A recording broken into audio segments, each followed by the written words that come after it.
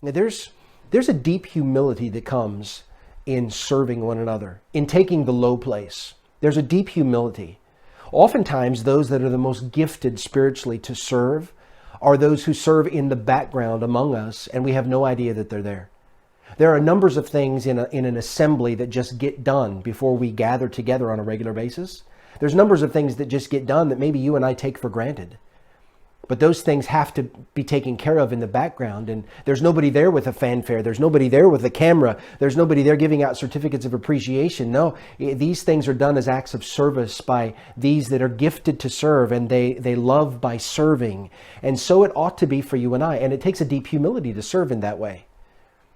But that's what Jesus expects of you and I, and it really just brings happiness into our life. If you're looking at John 13, he said in verse number 17, I believe it was, if you look there with me, he said, if you know these things, happy are ye if you do them.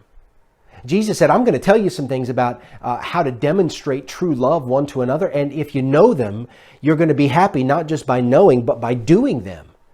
And brethren, I'm telling you, in your life, has it not been a time where you could look back at the times when you served others? When you went out of your way and when you sacrificed your time or your energy or your money and you did something for somebody else, not because you were looking for accolades and there was no recognition that you sought, but simply because you love the Lord and you love the brethren. And isn't it more blessed to give than to receive? Isn't there such a tremendous joy that comes in serving somebody at that level? And Jesus was simply saying to us, if you know these things, happy are ye if you do them. It's not enough to know, but it is enough to do.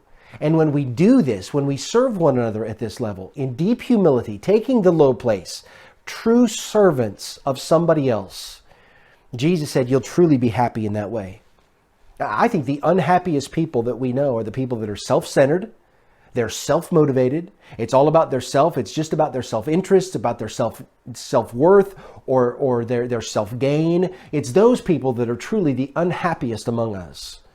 But you find a happy person amongst the people of God, you'll find a person who somewhere in their life are serving others, not because they're looking for recognition, but because they love the Lord Jesus Christ. And what Jesus said in John 13, I don't want you to miss this. Look at verse number 34 again. Jesus says this, a new commandment I give unto you, that you love one another, as I have loved you, that you also will love one another. But notice the next verse, by this shall all men know that you're my disciples, if you have love one to another.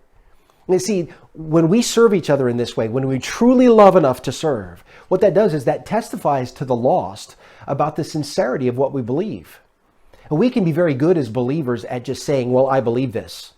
It's easy to trumpet our beliefs. And today with social media, it makes it even worse because we can send a tweet, we can send a post, we can send an Instagram. And you know what we can do? We can portray ourselves as being true disciples and servants of Christ. And we can do it in the greatest expression possible on social media. But the reality of it is this. The reality is that the lost world needs to see, not just hear what we say, but they need to see the reality of our service and our love. By this shall all men know you're my disciples. Not by how much money you give, not by how faithful you are to come to church on a Sunday, not by that, not by the fact that your car's parked in the car park before church. No, the reality is that the men and women around us are going to see the sincerity of our belief based on what we do, the demonstration. It's not sacrifice that demonstrates our love for God. It's not a sacrifice at all. It's service. And this is where some religions get it wrong. This is where the religion of Islam gets it wrong. It's not sacrifice, being willing to kill yourself for the furtherance of your cause. That's not what Jesus said. He said, by this shall all men know that you're my disciples, the true disciples of God. How? Well, that you have love one for another. The epitome, the standard of biblical Christianity, the religion of Jesus Christ, the baseline of that is love and service.